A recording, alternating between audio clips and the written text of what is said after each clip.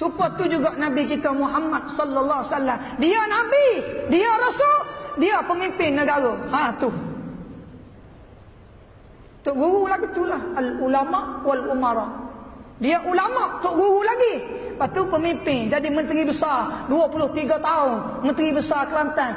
Ajak rakyat bukan suruh kaya. Wayak rakyat Kelantan bukan suruh buat rumah besar, tapi ajak rakyat suruh mari ngaji tiap-tiap pagi Jumaat di Kota Baru supaya ingat pada Allah. Ini pemimpin yang diberi oleh Allah. Bila mati tak ada. Mati senyap tak ada. Mana ganti? Nak cari mana? Ni susah. Orang jahat mati senang nak cari ganti, tapi ulama mati payah nak cari. 23 tahun dia jadi menteri besar. Kalau tuan-tuan tengok rumah dia lagu tu. Orang lain kalau jadi menteri besar tak ada setahun rumah 4 tingkat lalu. Betul tak? Kereta 5-6 buah lalu bawa garah. Tok Guru ni Aziz 23 tahun jadi menteri besar, gaji pun potong lagi beri kat orang. Allah.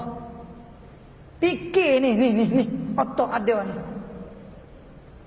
Tapi fikir tak jadi, mati dah, masa hidup tak ambil peluang. Ni rugi kita. Rugi kita ni masa hidup kita tak ambil peluang dengan ulama. Mati baru ingat. Ni kerugian yang paling besar. Semua negara sedih hari matinya Tok Guru ni Aziz. Orang macam buku di Arafah di semaya-maya. Allahu Akbar. Ni hamba hadis sendiri.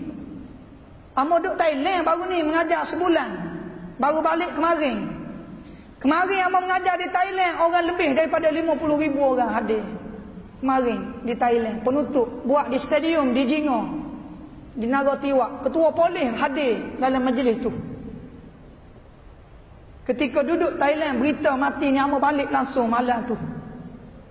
Hadir jenazah, solat Tuan Guru ni Aziz. Orang macam duduk ruku di Arafah, ramanya manusia pakat nak mari. Ni petanda Allah Ta'ala beri atas dunia lagi. Orang yang bila Allah kasih, mati pun mati baik, mati malam Jumaat. Ni susah nak cari. Mati malam Jumaat.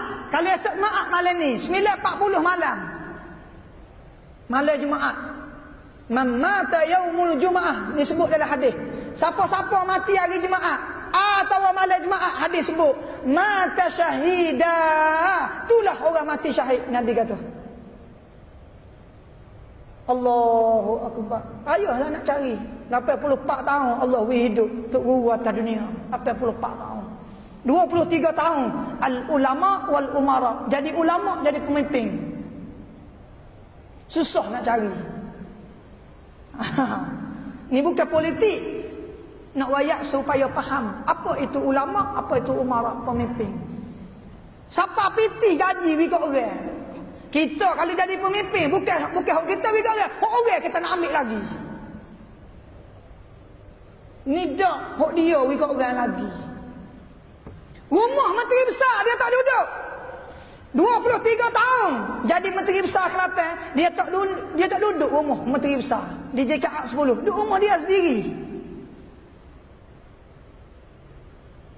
Semasa hidup dia pernah rayak ke hamba ni nak mati di rumah. Maka Allah Ta'ala terima hajat dia mati di rumah. Walaupun sakit bulan-bulan duduk hospital, hari nak mati buat kelip di rumah, siapa di rumah mati. Allah Ta'ala hajat gitu. Semua orang sedih belaka. Cina, Melayu, India, Kecik, Besar, Alim, Jahil menangis belaka bila ulama mati. Sebab tu dalam seorang ulama sebut, bila orang alim mati 7 hari 7 malam langit bumi menangis. Guru hamba di Yaman sebut, siapa dia dengar berita orang alim mati, dia tak ada sedih dalam hati, itulah orang munafik. Ketika hamba mengaji di Yaman, guru hamba Habib Salim Syatiri hafizahullah, dia guru lagi pada Habib Umar bin Hafiz.